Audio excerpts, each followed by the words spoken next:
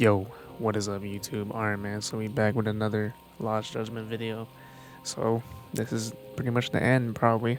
The last episode of Lost Judgment that we have.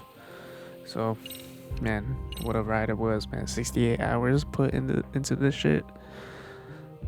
Mostly, it was pretty much like half school stories, half story. I didn't realize how long the story would be, honestly, but it's actually pretty long towards the end, right? But I mean, beginning and the end, middle was kind of like it kind of sped up a bit, but yeah, it was just pretty much the beginning and end that took up a lot of the hours, I think. But yeah, and then on top of that, school stories, man, this shit's lit, bro. So yeah, let's get on with this, man. Final chapter. Yeah, I'm back from vacation. Technically still on a little vacation, but yeah. All right, y'all. Let's go. Let's do this. Let's do this, man. Let's do this.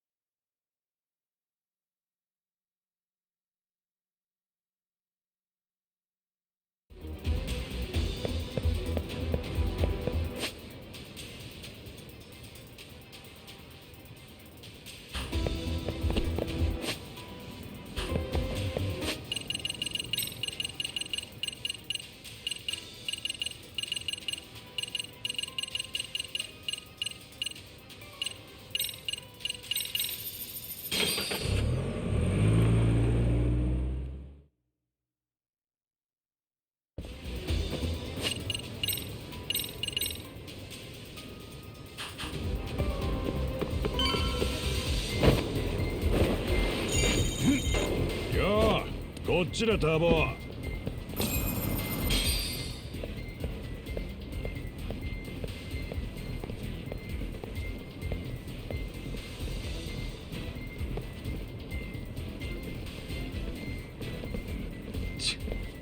RK か。いつも数だけは揃えてきやがる。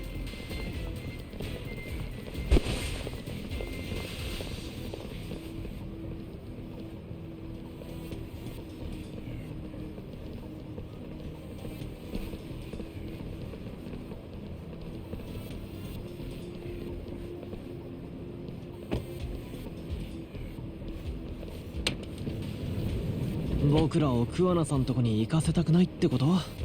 こっちの動きはお見通しってわけだ。もう人目があってもお構いなしって感じだな。何あそこ、ちょっとヤバくない？警察呼ぶ？海藤さん、あんま時間ないんだ。いつもより巻きで頼むよ。おい、急いでんだとよ。ぼさっと突っ立ってねえで来いや。おい、からでも来な。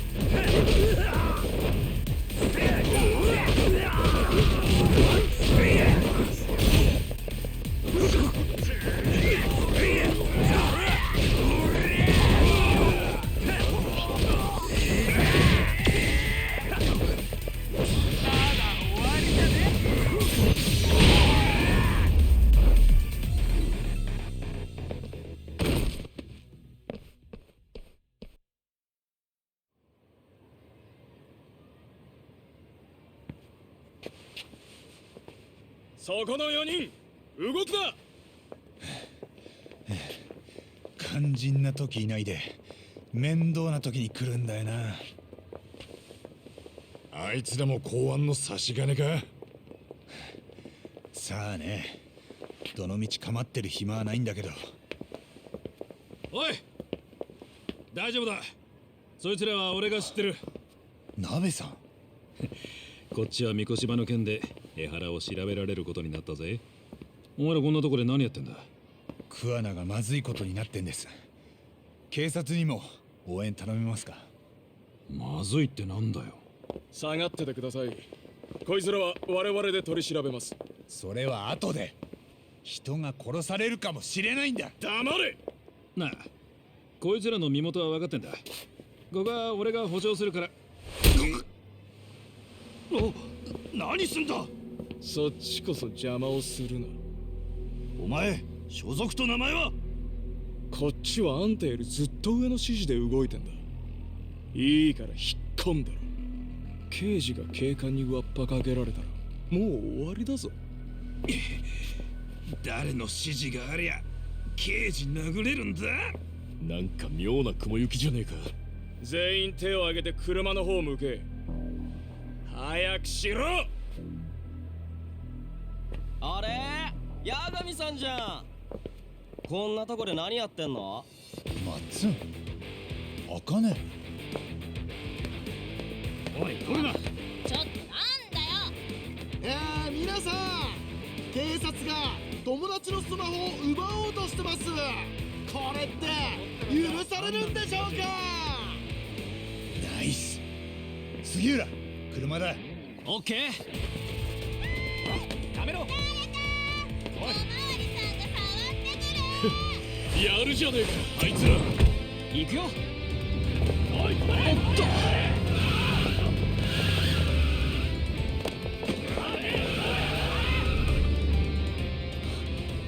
鉄装。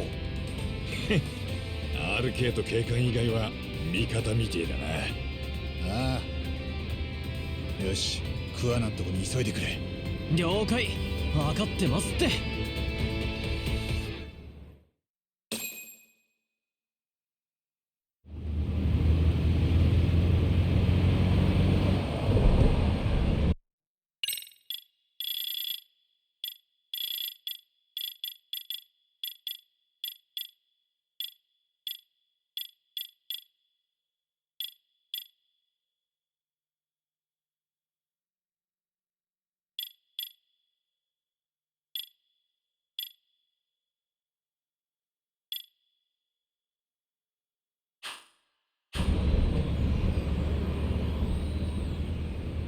つくも倉庫に着いた。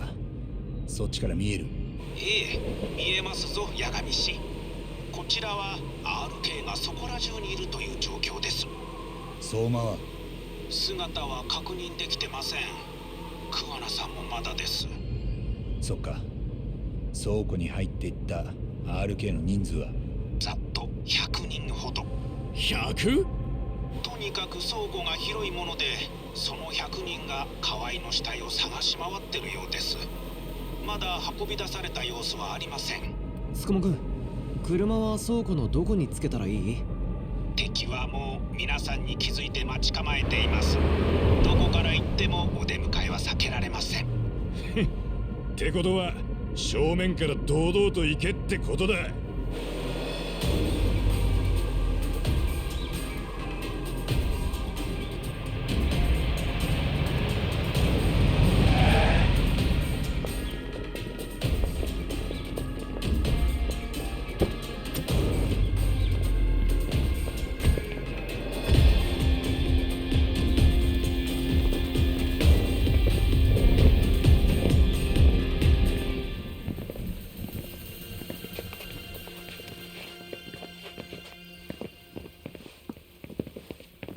始めようか。なんか前にもこのメンバーで似たようなことがあったな。血が騒ぎますね。生きてるって感じがしますよ。東さん、どんだけカムロ町で退屈してたの？行くぞ！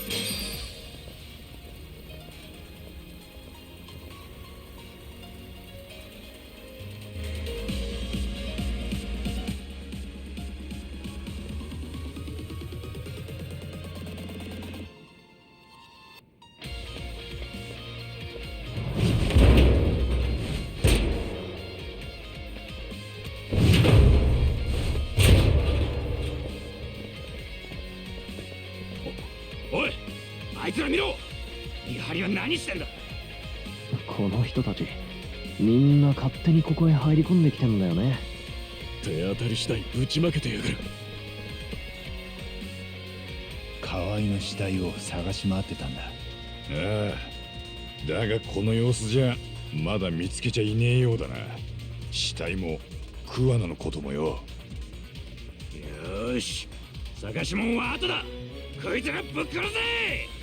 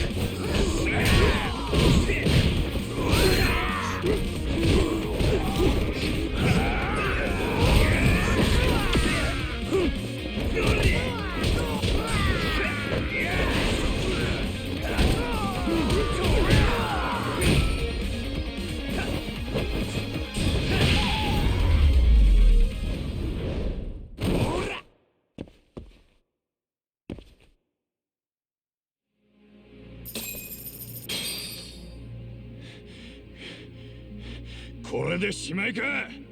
こっちはまだまだいけんぞおら。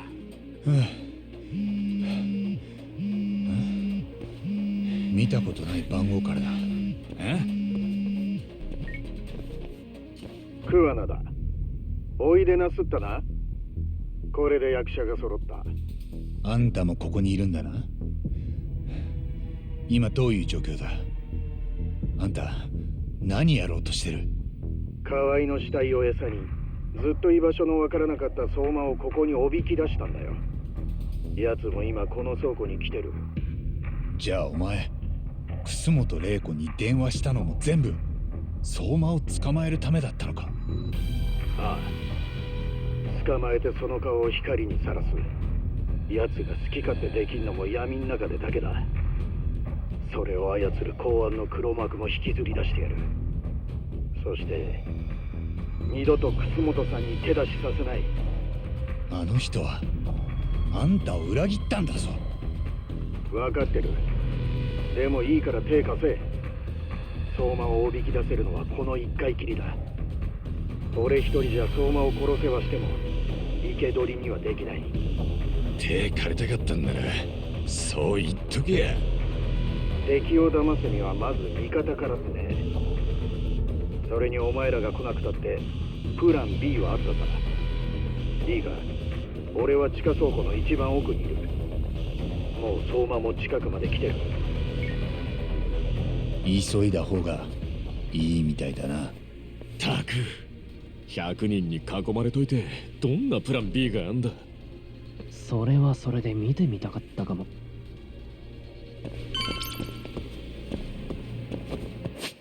よし行くか。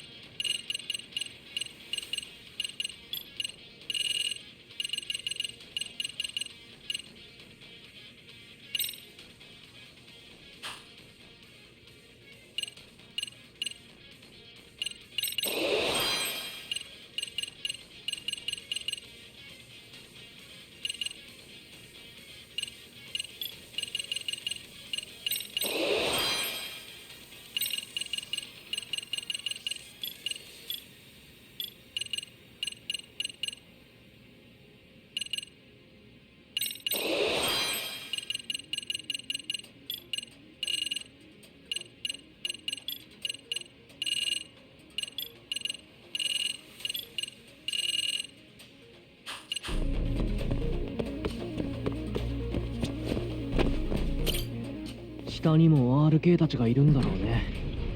だろうな。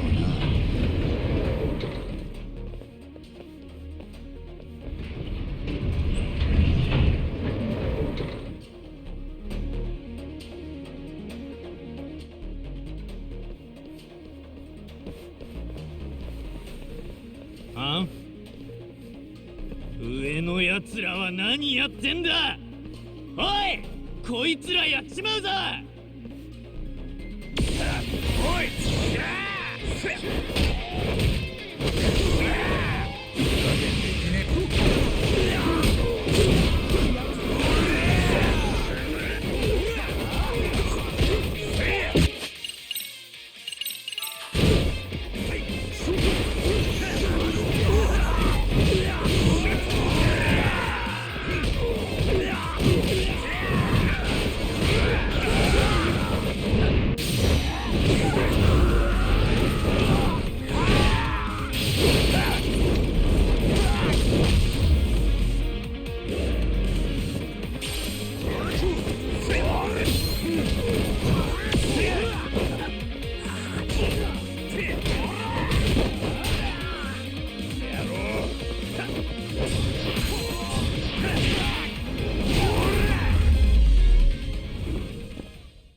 しばらく寝とけっての。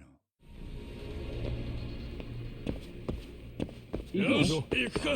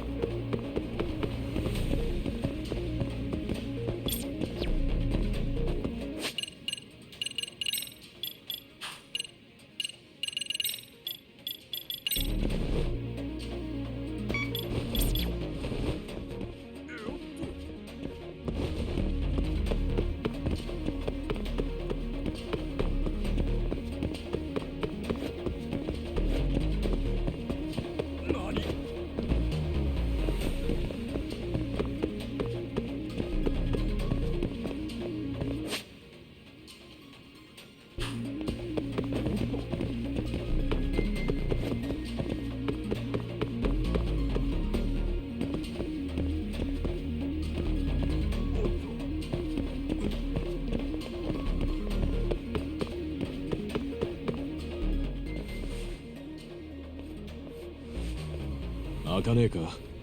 裏からつっかい棒でもしてるのかもな。おい、どうすんだ。他に行けるところがないか探してみよう。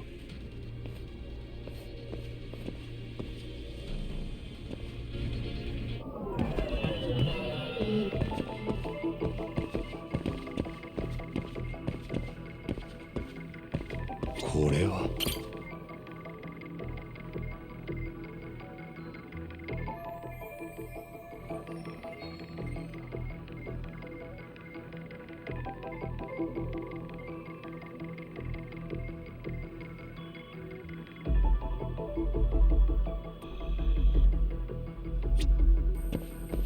これは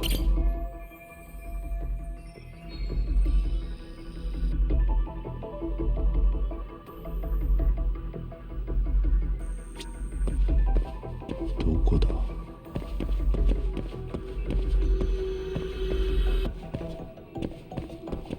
なんだ。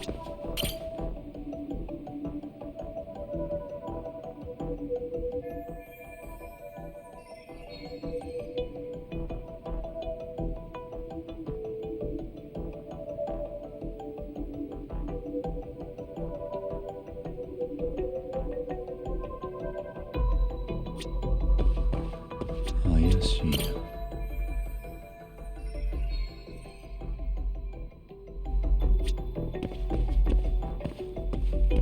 うーんと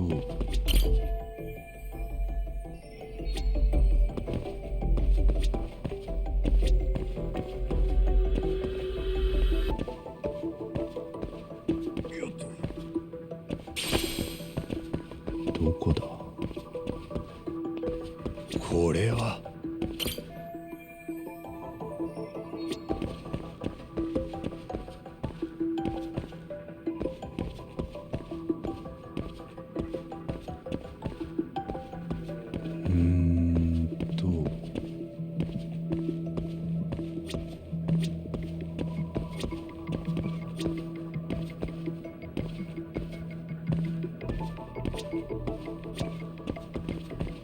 こだ。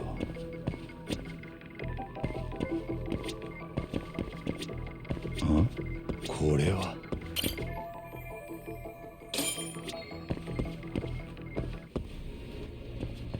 なあみんな。お、何か行けそうな場所でも見つけたか？ああ、行けるかちょっと調べてくる。みんなは追っ手が降りてこないか見張っててくれ。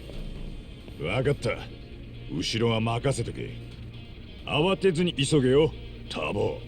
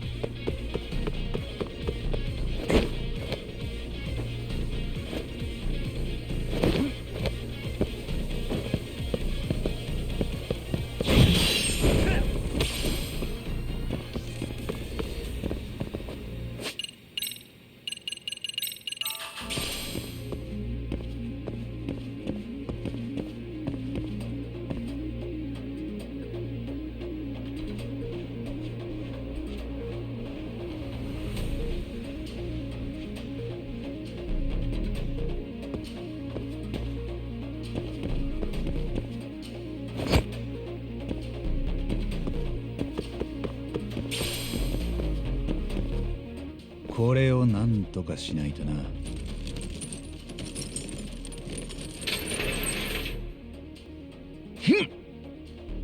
よいしょと。よっしゃ、来たな。さっさと桑名のとこまで行こうぜ。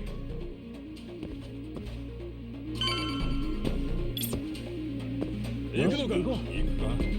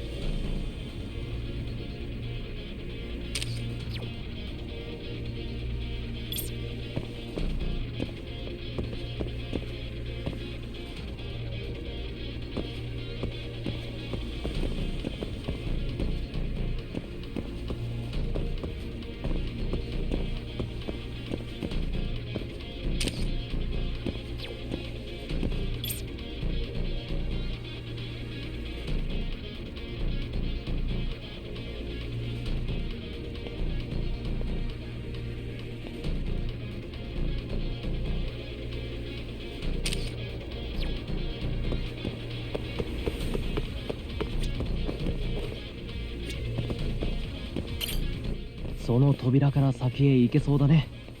鍵がかかってるな。ピッキングで開けてみるよ。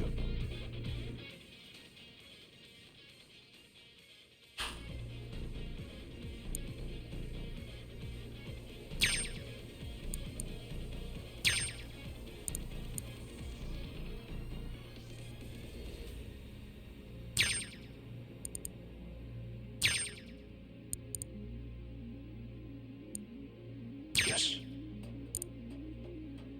うまくいかないな。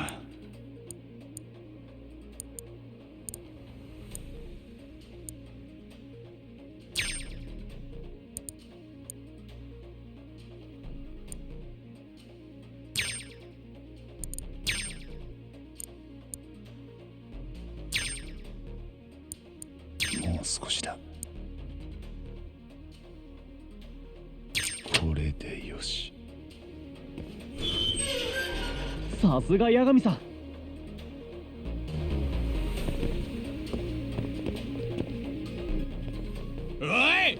てくれ。たくどんだけ嫌がるんだよ。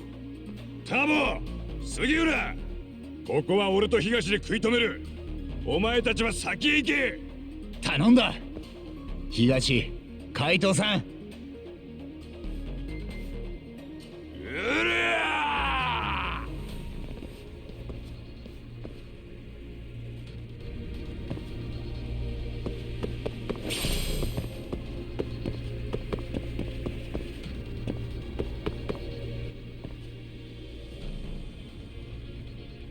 また荷物の山か。八神さんと僕だったらなんとかなるか。よっ。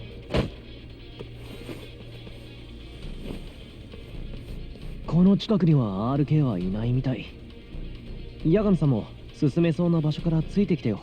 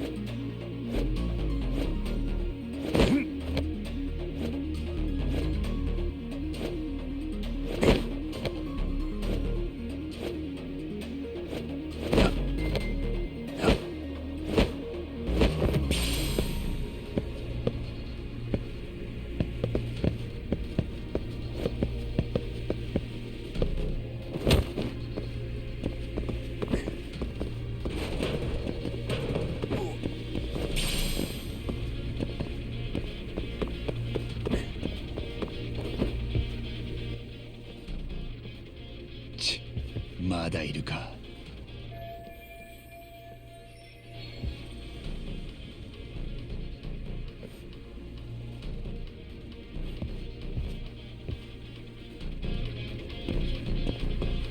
お、なんだってね。からず。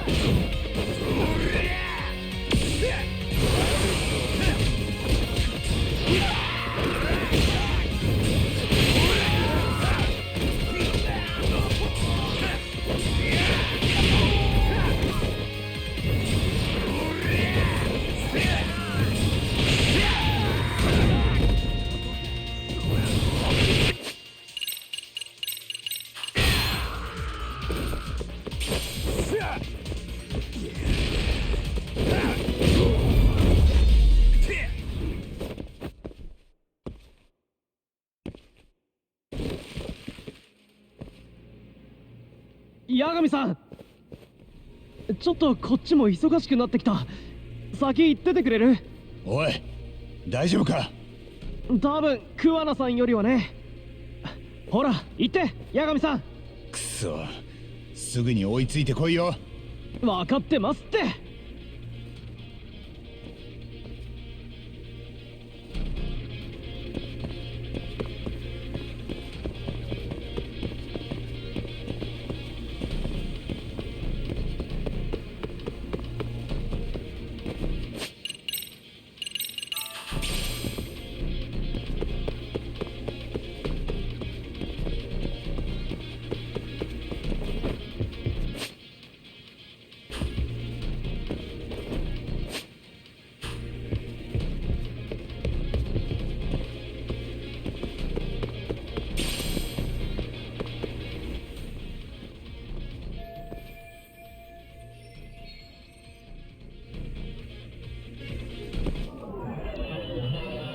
怪しいな。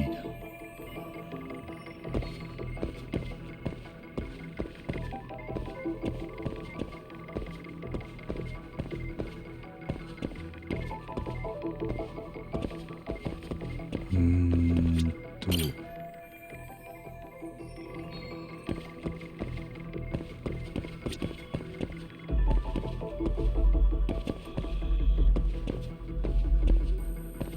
なんだこれは。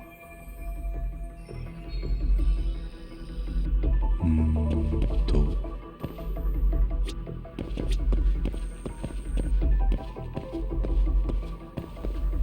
ん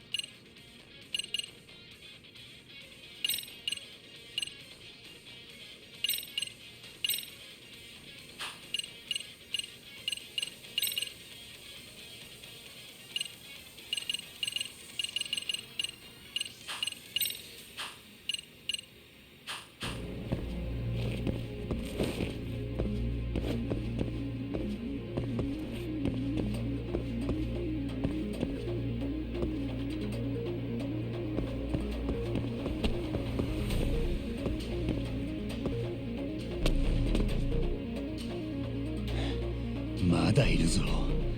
どうする？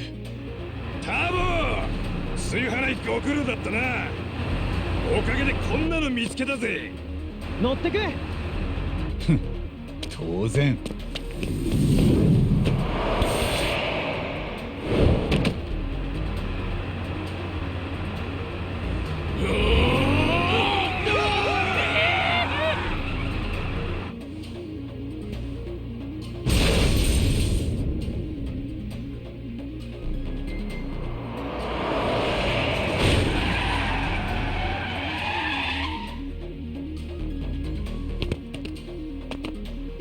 ふざけた真似しやがって。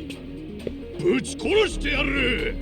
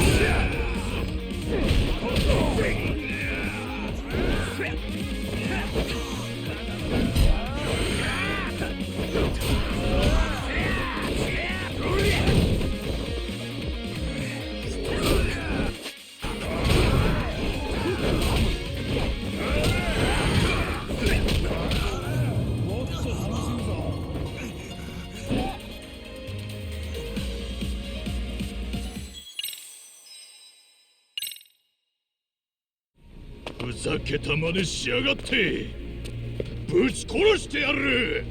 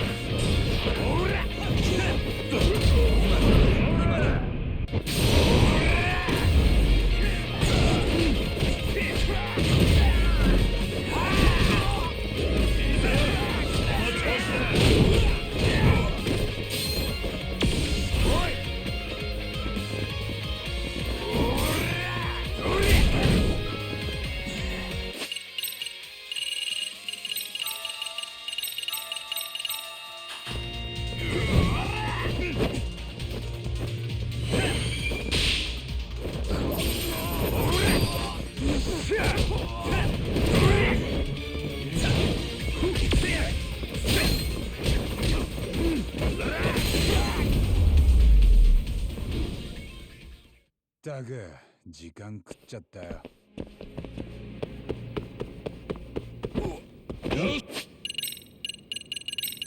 行こう。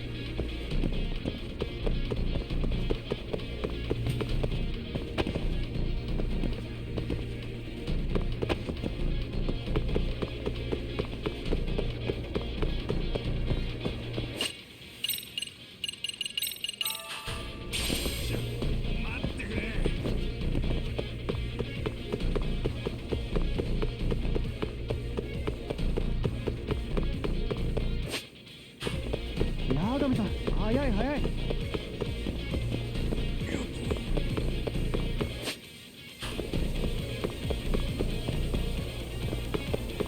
おい待てよ。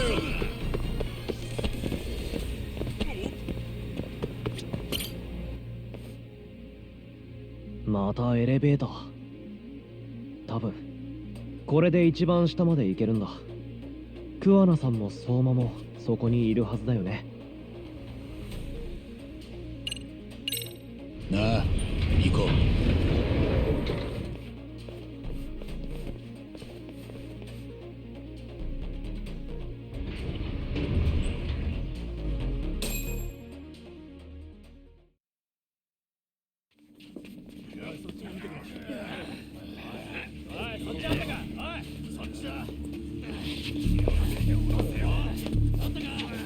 くそ、どんだけ手間取らせんだ。河合の死体と桑名一人だ。早く見つけてさっさと出ようぜ。誇りっぽいんだよな。本当に桑名もここですか。こんだけ探してんです。もう逃げたんじゃ。だとしても河合の死体はここだ。俺らが来るまで出てった車はないんだから。とにかく死体だ。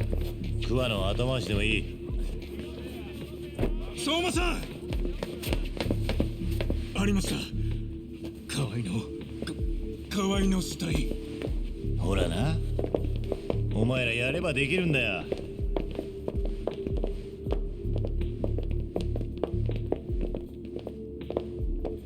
よう、どうなってる？俺が見つけたんです。今引きずり出そうとしてんですけど。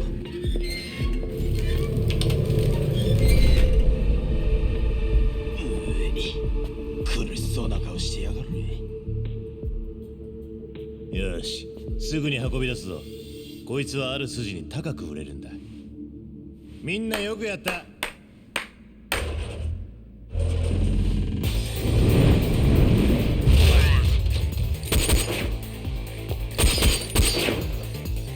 桑名だ。隠れてやがったな。出てこいよ。俺らと交渉したかったんじゃねえのか。そんな銃撃たれちゃ交渉なんてできねえだろ。やっと見つけたぜ、相馬。なんだよ、ネズミは全部で何匹だ。まず一匹、一番しょぼいのからだ。言ってな、この一番しょぼいのは俺らが相手だ。誰がしょぼいって？邪魔すんな。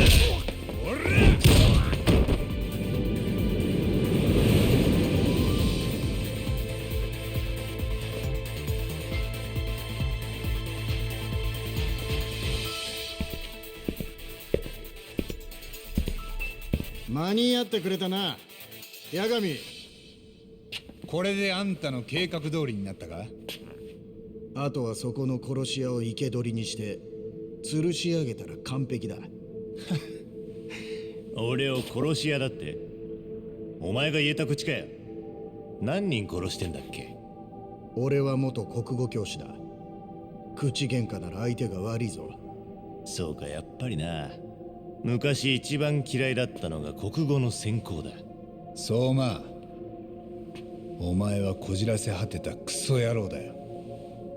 潜入だかなんだか知らねえが、一線越えるのをへとも思ってね。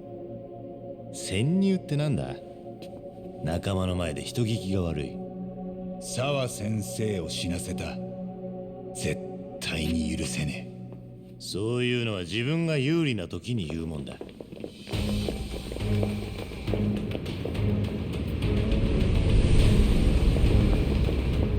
みんな遠慮すんなよ。本気出していいからな。オッケー、任せとけ。おーや。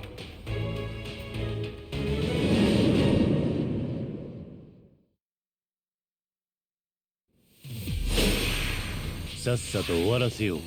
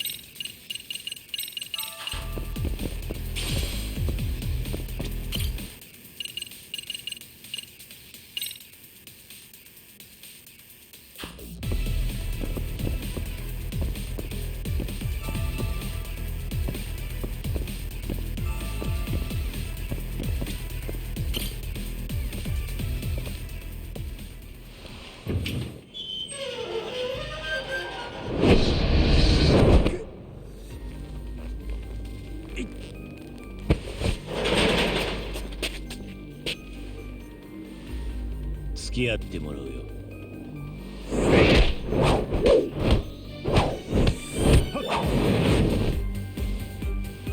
後ろだ。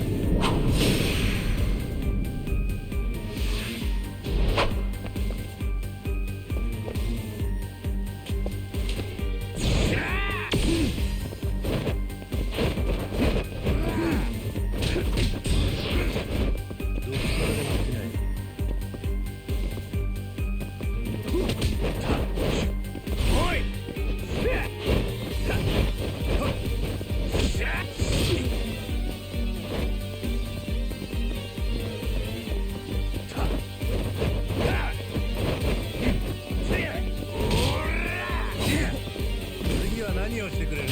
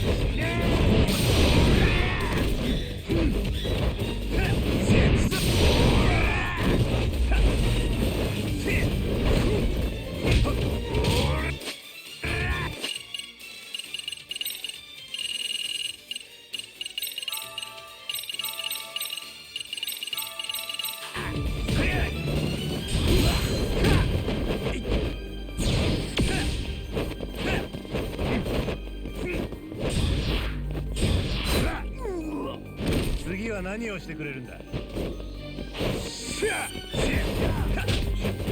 こからでも来ない。どうした？来いよ。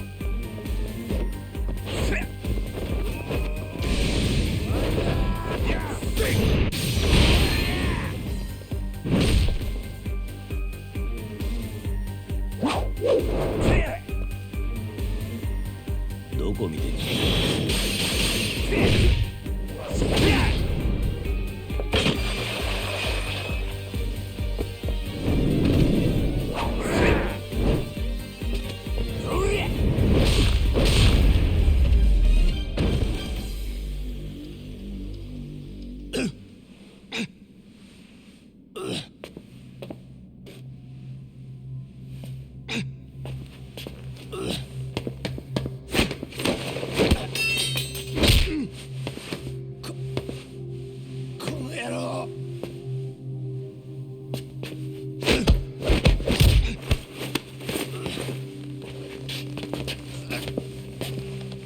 目が覚めた時、お前を守ってた闇はもうどこにもねえ。バンドにも見捨てられてんだろうな。何が秩序のための必要悪だ。一生檻の中で恥さらしてろ。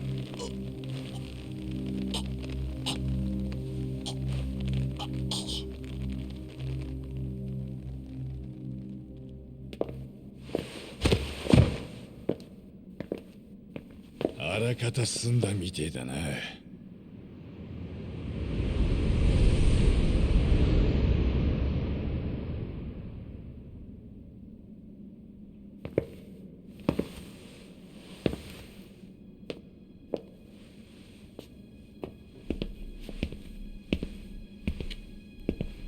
よう、そいつに近づかない方がいい。それ以上引き出すと仕掛けてある爆弾が起動する。何？そして俺がこいつを操作してもやっぱり爆発する。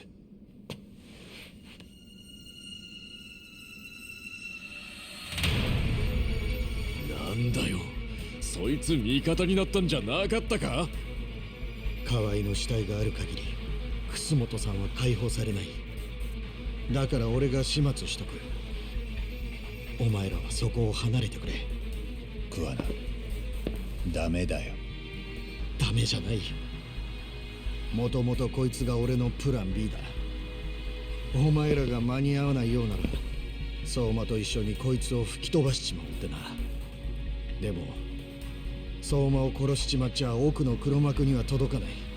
楠本さんはしがらみから逃げらんねえままだ。彼女には自首させてやれ。このまま全部隠し通したってあの人は何からも解放されないよ。罪を抱え込ませることになる。たった一人でな。その時あんたあの人のそばにいてやれんのか。できないよな。あんたももう闇ん中でしか生きられない人間なんだから。自首したら彼女また充と会えなくなるんだぞ。13年かかってやっと目覚ました充と。それがお前の望む正義か。誰もが全員幸せになれりゃいいと思う。でも今俺が目つぶったら沢先生の犠牲は何だったんだ。彼女はもう声を上げることもできねえんだぞ。そこから目そらして何が正義だ。ならここにいる全員丸ごと吹き飛ばすしかねえ。できんのかあんたに。そっちが引かねえなら俺はやる。今まで何人殺してきたと思ってんだ。いや、あんたがそこまでのクズなら俺らはこんなとこまで来ちゃいない。あんたを助けに来たりしなかった。誰も手出さないでくれ。俺にはよ多忙。桑名の言いたいことも分かっちまう。お前ら二人どっちが正しいか答えなんてあんのか。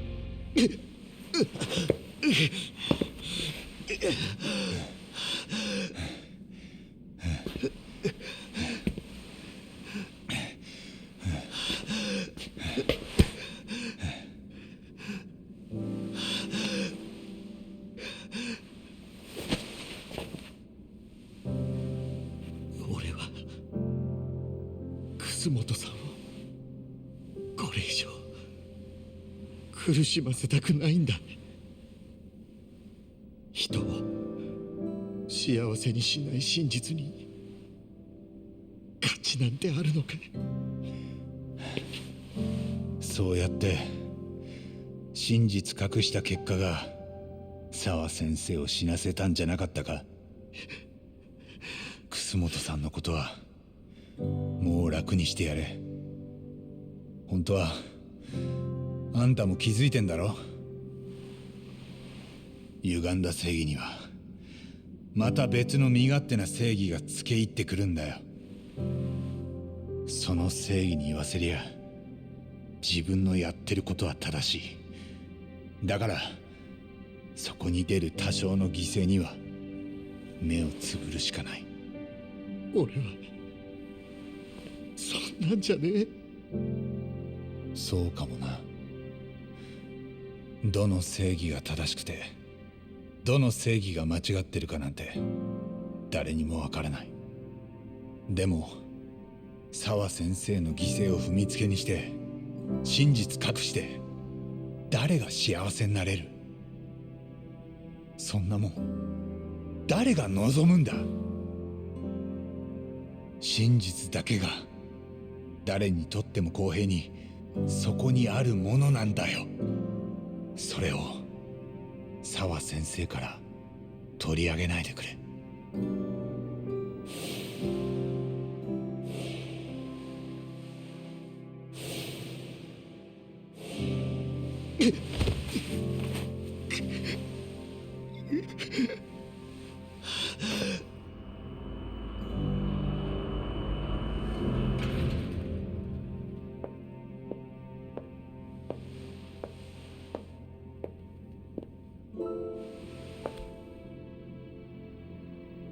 楠本さん。北方先生。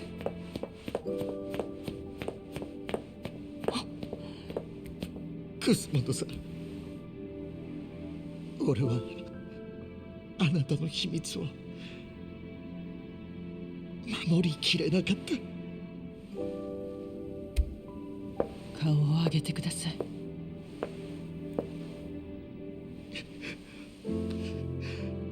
今日先生がネットに流した河合の死に顔、私も見ました。私が殺した憎い男の苦しむ顔を。でもそれと引き換えに私は沢さんのことも巻き込んでしまった。先生のことも見捨てて裏切った。楠本さん、私は怖くなったんです。いつか充も気づく時が来る。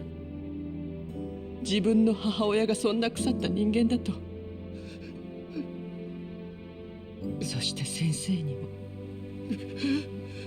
私のためにこんなおぞましい秘密をずっと抱え込ませるなんてやってはならないことだと。そんな間違ったことをさせてはいけないと。だから私は警察に自首します。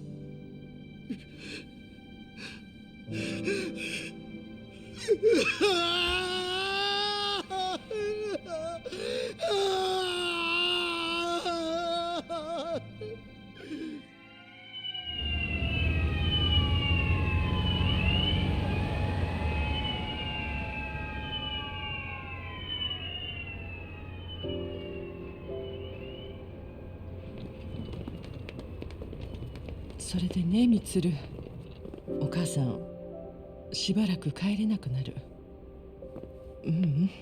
仕事じゃない。でもこれからあなたには苦労をかけることになると思う。本当にごめん。充、僕のことよりお母さんのことの方が心配だよ。え？お母さんはずっと何か迷ってることがあったよね。それを隠してる。多分僕が重荷になってるから。違う、そんなことない。無理しないで。僕にも分かってるから。実はさっきね、リハビリで少しだけ歩くことができたんだ。13年ぶりに。そう、すごいね。本当にちょっとだけだよ。でもね、お医者さんに言われた。いつか必ず一人で立ち上がって自分の足で歩けるようになるって。その時はさ、お母さんのことを今度は僕が支えるから。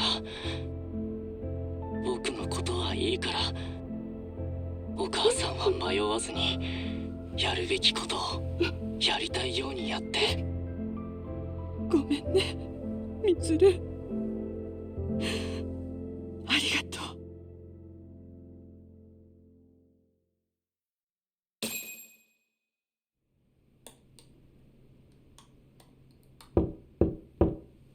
う。はい。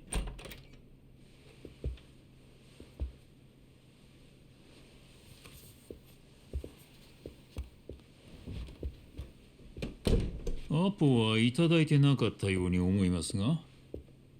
RK の相馬克樹をご存知ですね。公安の潜入捜査官としてカムロ町の裏社会に入り込んでいたものです。彼はそこで非合法なことにも手を染めています。あなたはそれを全て承知しながら黙認している。何をおっしゃってるのかわかりませんな。相馬は今神奈川県警に逮捕されて取り調べを受けています。横浜で沢陽子さんが殺された事件の容疑者として。我々はその動機があなたから与えられた任務にあると確信しています。楠本玲子の弱みを探り彼女を操るための。そんな筋書きを表に出すつもりですか？それが真実であるならばもちろん。そんなことをすれば私はともかく国の重責を担う多くの方々が迷惑を被ることになる。その中にはあなた方の上司にあたる人も含まれるんです。あいにく官僚社会というのは決して一枚岩じゃありません。その重責を担う方々の周りには常にその失敗を願う敵も多いんです。私たちはそちらに協力を願っています。その結果沢さんの殺害現場周辺で消えていたはずの防犯カメラ映像が見つかっています。そこにははっきりと相馬の姿が映っていました。誰がその映像を隠すよう指示してたか。あなたです、坂東さん。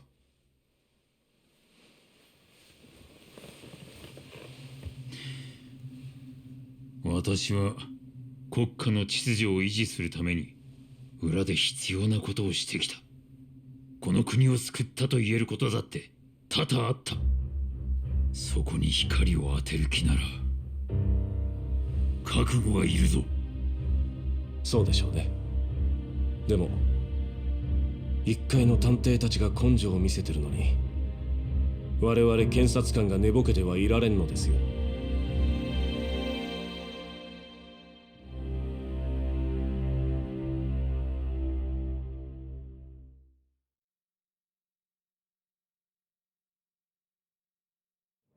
うん。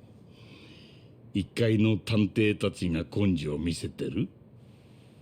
あ、そうか。あの高野検事が江上をそんな風にね。ええ。その場にいた真冬から聞いたんです。間違いありません。江原さんは三越場殺害の容疑で再逮捕。楠本玲子も河合真也殺害で。二人は取り調べに素直に応じてるそうです。じゃあ収まるとこに収まったのか。桑名以外は。ええ。肝心の桑名は行方不明ですからね。そうだな。今もどこかでいじめの加害者を殺してたりするんでしょうか。多分そんなことはないと思います。八神さんに話を聞いた限りでは。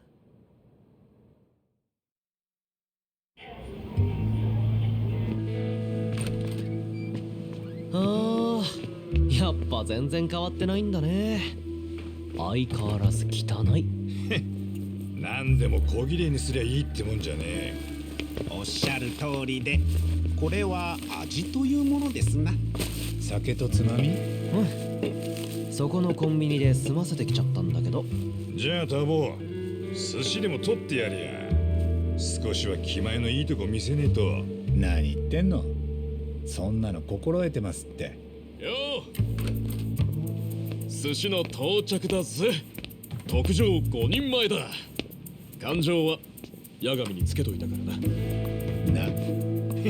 なるほど。こりゃおみそれしました。あ？おい、なんだこりゃ、アボカドが乗ってるじゃねえか。どこの寿司屋で買ってきたんだ？まあ兄貴がそれ食わなきゃいい話じゃないですか。俺はアボカドいける口なんだ。じゃあ代わりにウニとイクラを差し出せ。僕は卵焼きさえあれば大丈夫ですぞ。河合の死体はこのまま置いていく。でも俺はここから消えさせてもらう。また闇の中に戻る。なんだと？今桑名を警察に突き出すのは公安に首を差し出すようなもんだ。沢先生の殺害犯にされて下手すりゃ暗がりで口を塞がれる。それに俺が犯罪を犯したって証拠をお前らは何も持ってないはずだ。いやだってお前いじめの加害者ってのを何人も殺し回ってたんじゃなかったのかよ。お前がそう言ってたんだろ。その証拠は何も残しちゃいない。警察には俺を逮捕できるだけの理由がない。法的に言えばお前らは俺が消えるのを黙って見ているほかない。やっぱり法ってのは融通が利かないし不完全な代物だよな。裁くべきを裁けない、救うべきを救えない。俺はそのことをこれからも行動で示していく。ミツルのような子がまだ他にもいる限りその子たちのためなら俺は自分の手を汚すことをいとわない。じゃあ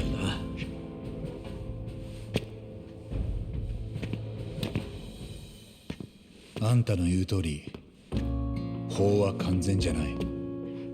今の法じゃ救えてない人もいる。それでも変わり続けてるんだ。より良くなろうとしてる。確かにまだ時間はかかるよ。だから今ある法で救えない人間がいるなら俺が守りに行く。ただしあんたとは違うやり方で。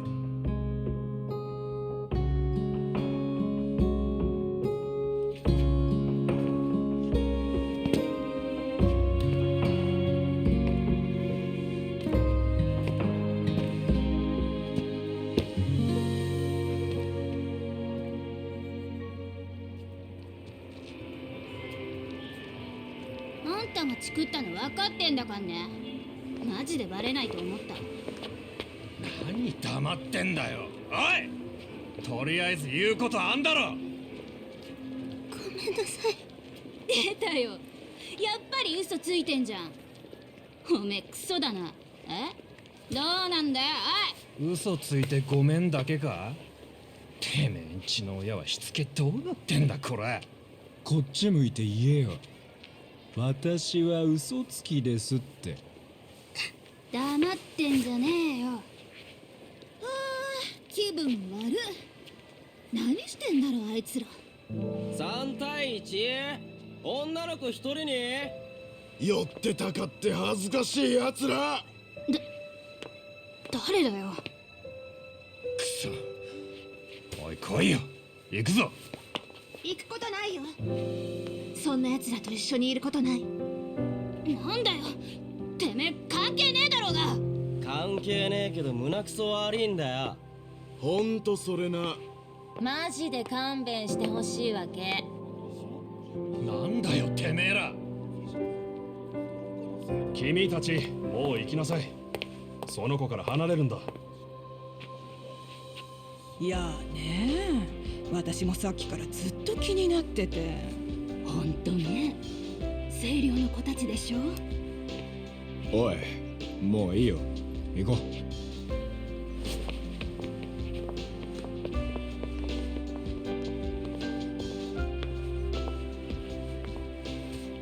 大丈夫？すみません。だったよね。ごめんね。もっと早く助けてあげられればよかった。ごめんね。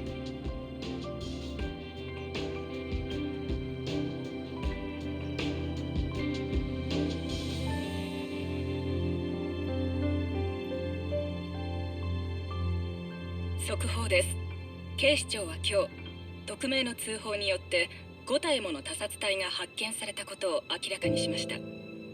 都内をはじめ全国各地で見つかった遺体はいずれも死後数年が経過しており、匿名の通報内容によると過去悪質ないじめ加害者であった人物たちとのことで身元の特定が急がれています。警視庁は直ちに捜査本部を設置。匿名の通報者が事件に関して何らかの事情を知っているものとして各県の警察本部と捜査の連携を強めていくということです。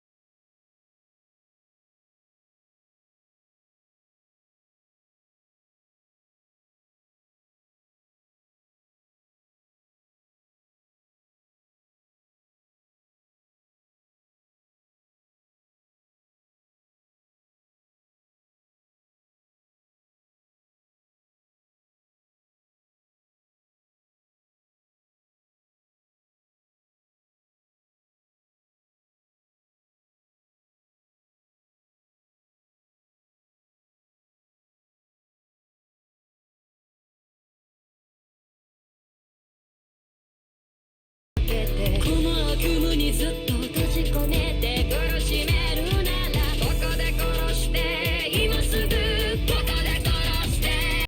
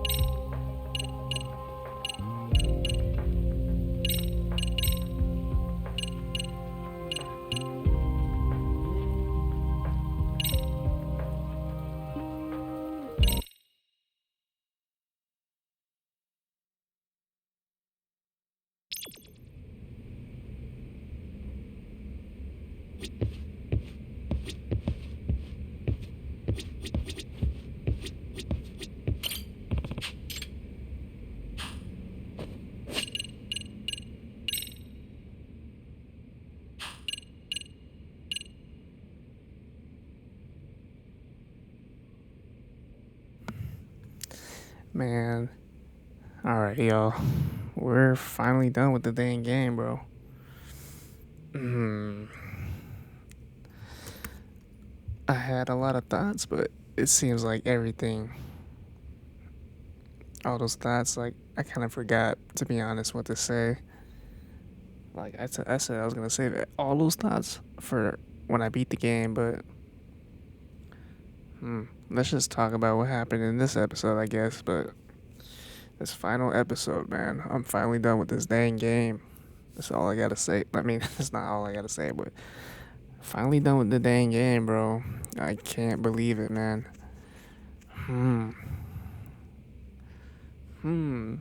I think there has to be a third game after this one for sure.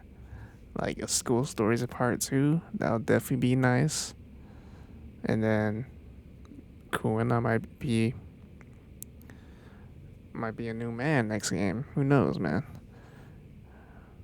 But yeah, man, it sucks that one death.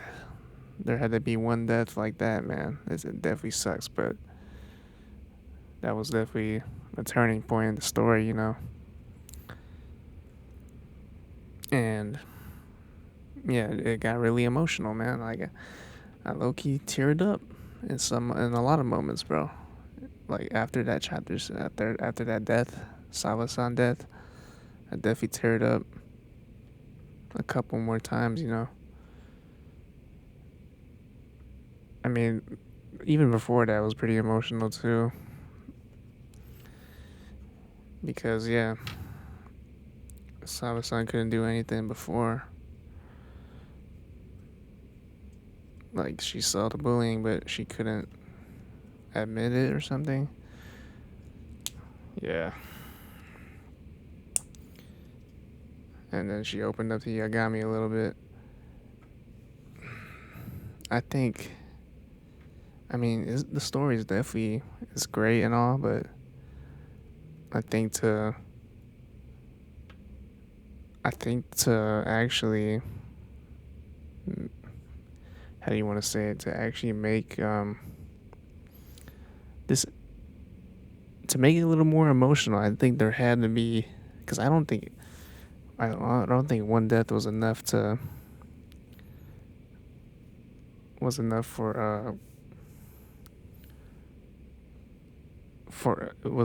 for us to actually like hate Kuina. And I didn't really hate Kuina too. I thought he was a respectable guy overall. Who knows how many people Soma killed too, like for real, right? I think there had to be more sacrifices to make this shit like seem hella crazy, you know. I guess they were a little lightweight with it. I'm not saying San's death was like not crazy and all, but I feel like, how do I want to say it, man? I don't know how to put it. It didn't really feel that emotional. I mean, it didn't feel like that impactful because like I kept hearing Sawa-san. Like, I mean, I know Yagami like really thinks that one sacrifice was like it was. I mean, that one sacrifice would probably lead. I guess I can see what he was saying. That one sacrifice would probably lead to more sacrifices, the way Kuina was doing it, you know. So if he kept doing that, then more sacrifices would probably come that weren't needed, you know. I guess I can see from that point of view. But one sacrifice, like throughout, like the rest of the half of the game, I thought it wasn't. I mean, it started becoming like less impactful the more Yagami-san mentioned it to Kuina, you know, because Yagami-san was spamming that statement, like saying like, man, then why did Sawa-san have to die? I mean, I felt that way too. I ain't gonna lie, but man, like to make it more impactful, I think like it just got less impactful. Like it just got less like.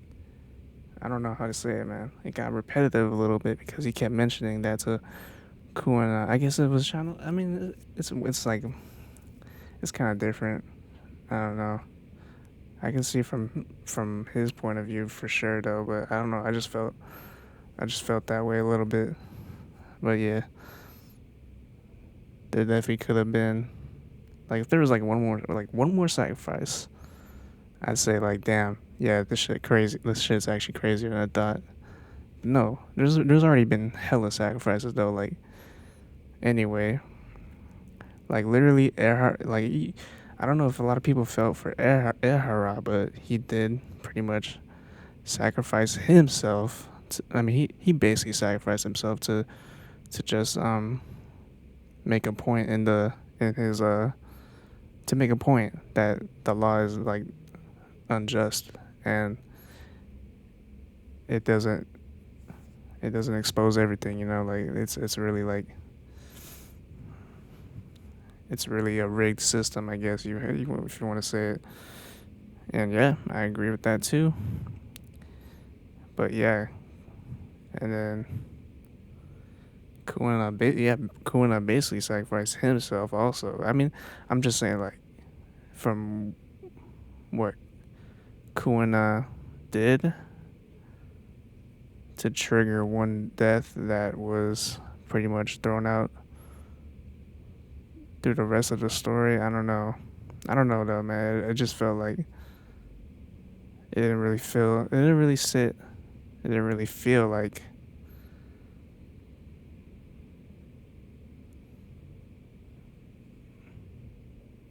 yeah, it's kind of hard to think about it now. I mean, you guys get my point though, right? Like it's literally one. Like I mean, it's not just one death. Like I guess Sawa wasn't like really.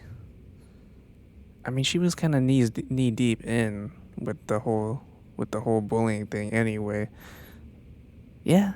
I mean, I guess I see it in that sense too. It's kind of tough though. It's kind of tough. I would say, but freaking yeah. I'm gonna put that. I'm gonna leave that for a different conversation because I'm just happy I beat the game. Like I feel like this game is a fucking masterpiece, regardless of like the story being I think the first story even had more sacrifices. I ain't gonna lie. I think this first story did have. I don't know. I forget, to be honest. I don't think first story had a sacrifice, but it had like a. I mean, I don't think the first story had a sacrifice, but like it was like.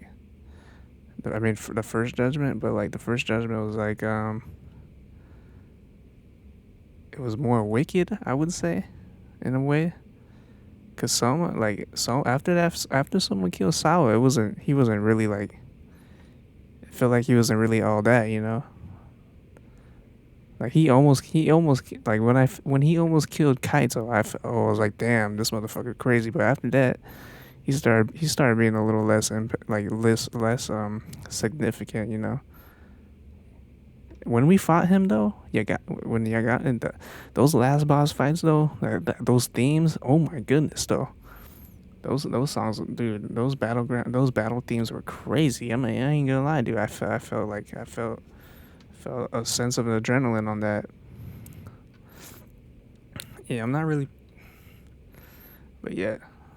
In terms of story though, like story's still fire though. Like up until it was fire the whole way, man. Like, but yeah, the last dungeon, last boss, whatever you want to call it. I think they could have done that better. They should have definitely put more fights at least. Like they put a bunch of these bosses like in the fights that we don't even know who the fuck they are. Like they just made them bosses. Like I noticed that with this game, bro.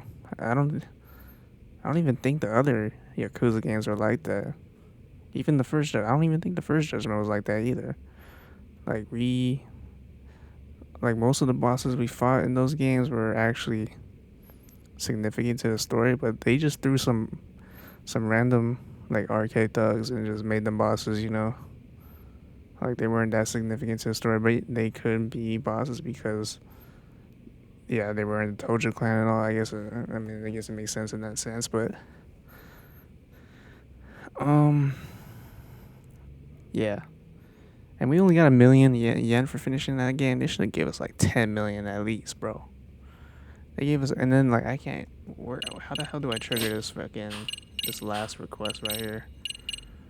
I want to say it's from a sub store, from another side case, like outside. Yeah, it's probably from a side case, for sure.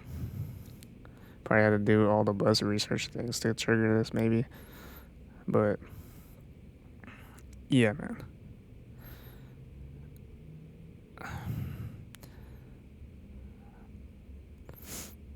I like how Yogami said that in the end though. Like I'm just not gonna do it. Like he told Kuna, I'm not gonna do it. I'm gonna say if the law's not fucking actually right, then I'm gonna be the one to protect whoever's not safe from the law. You know, like dude, that was badass, dude. He just said, I'm just not gonna do it in your approach though. That was badass. That was badass though. That was definitely badass. Like I don't even hate Kuna though. That's the thing. Even though he's doing it in his method is weird and all. His method is definitely not right. I don't really hate him because like if you go through his history, like he was a teacher, like he was a weak-minded teacher at the time. He didn't really take it that serious. And then he saw what he actually did, and then he tried to make it up. He tried to make it up for whoever was involved in those bullies, you know. Or he tried to make it up for Mitsuru, basically. And then for all the other people that have bullies, like, because he really resented himself for not doing it before. Like I understand that. I understand that. I don't really hate him. I really don't hate him. Like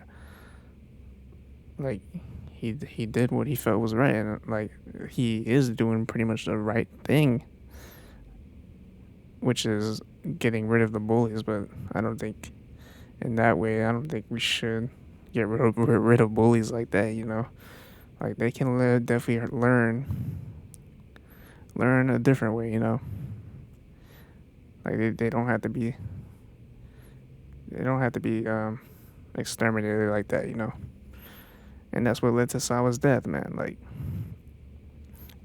actually, like, I guess that one death was pretty significant. Like, I'm not saying, like, it wasn't significant. I was just saying, like, it got redundant to the point, like, where Yagami just had to keep telling him it. I guess, in a sense, like, if you're not doing something right, then someone might just keep telling you the same shit, you know? I guess that's relatable in some way. That is definitely relatable. So, yeah. I'm just trying to think, like, because it definitely didn't feel significant. Like, I'm just saying that Yagami, like, you know, I don't know, man. Like, that's just how I felt, though. Like, I wasn't really feeling it until, like, I wasn't really feeling Yagami, like, saying it all the time, you know? But then he just found different ways to say it, you know. So like, it was cool and all. It was cool. But yeah. Overall, though, man, it's just a solid 10 out of 10. It's just a solid 9.5 or 10, like whatever, man. I think it's a 10 anyway, regardless of how I felt about that. Like gosh, man, everything was so, like, I thought it wasn't even, like, the beginning wasn't even that slow either. Like, the game was, like, pretty well paced the whole way, man. It was definitely the most well paced. It's probably the most well paced, like, most well paced Yakuza type game I've played, for sure. Like, I felt like I could just keep playing it. Because of the school, like this. I mean, like, even if I didn't play the school stories, I'd probably fucking beat the game in one day. I don't think I would have done that in other Yakuza games. Like, I wouldn't just go through. Like, I'll play through a little part of the story and then I'll be back like a week later. But in this game, I feel like, cause like, yeah, it was definitely, like, other Yakuza games are definitely slower paced in the beginning. was like, I don't feel like playing this today, but I'll play it next week. Like in this game, I feel like I could have just went through all of it, cause like, yeah.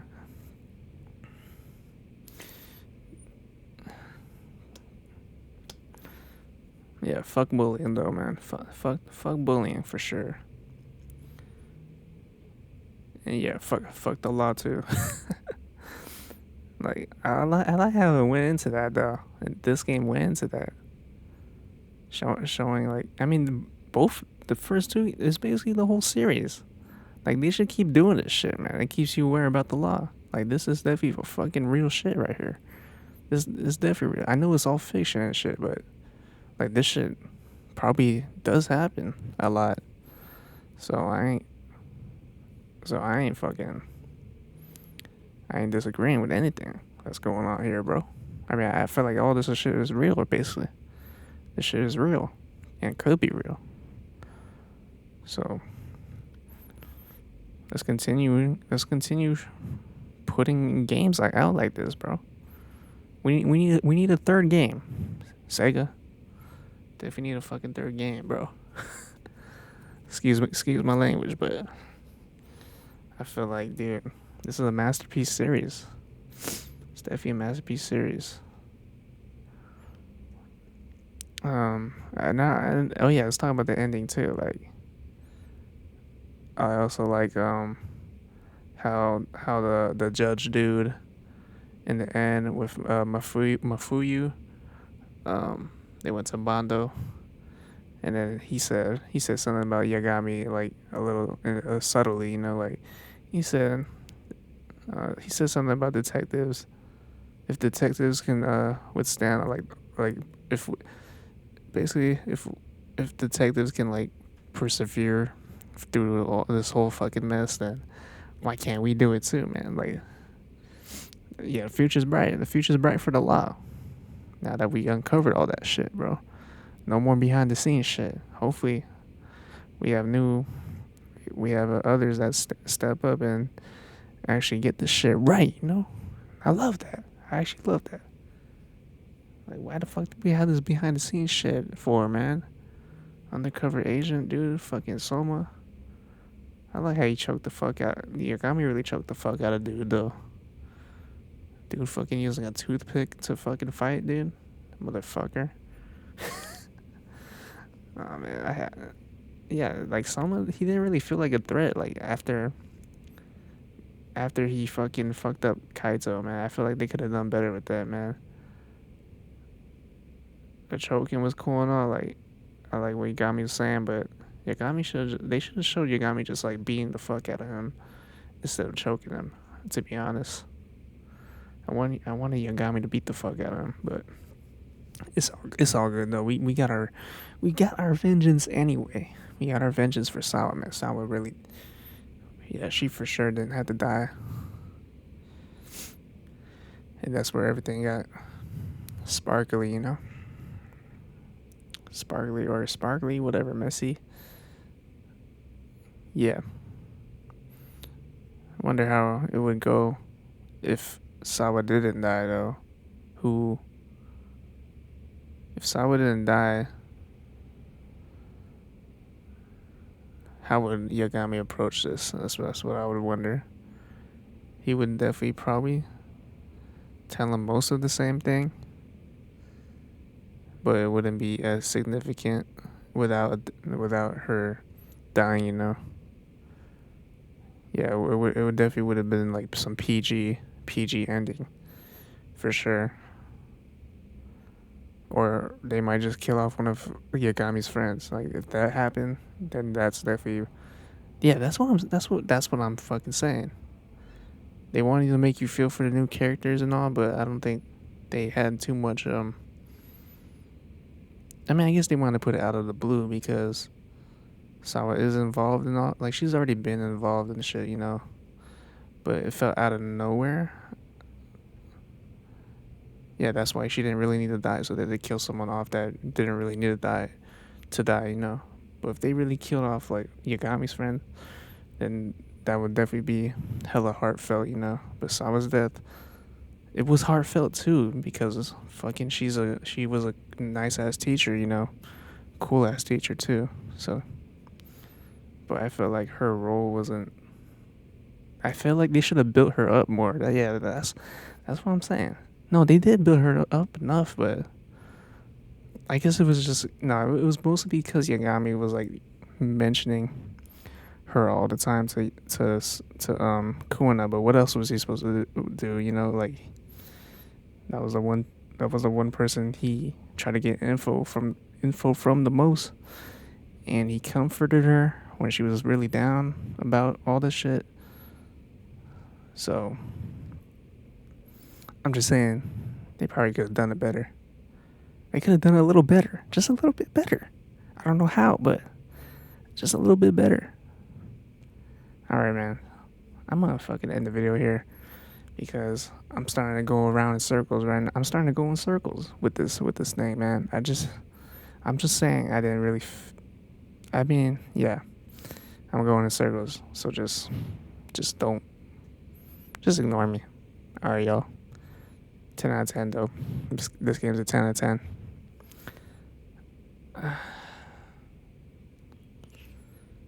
School stories. Oh yeah, school stories, man.